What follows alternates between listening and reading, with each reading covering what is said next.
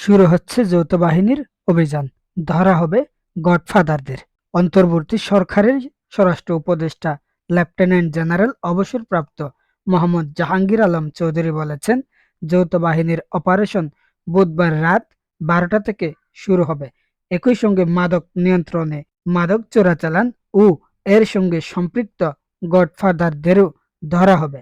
মঙ্গলবার সচিবালয়ে আইনশৃঙ্খলা বাহিনীর বৈঠক শেষে তিনি একথা বলেন। স্বরাষ্ট্র উপদেষ্টা বলেন, সবাই প্রধানত দেশের আইনশৃঙ্খলা নিয়ে কথা হয়েছে।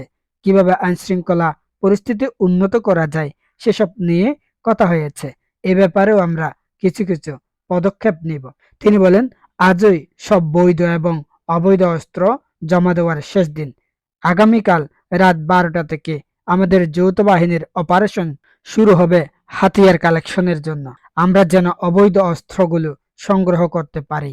আমি এ ব্যাপারে আপনাদের সহযোগিতা চাই। জাহাঙ্গীর আলম বলেন, মাদক আমাদের বড় সমস্যা।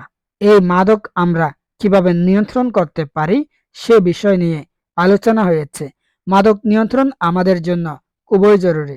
এ কারণে এটা নিয়ে আমরা বিভিন্ন পদক্ষেপ নিতে যাচ্ছি। মাদকের গডফাদারদের আমরা আইনের আওতায় আনার জন্য কাজ করছি।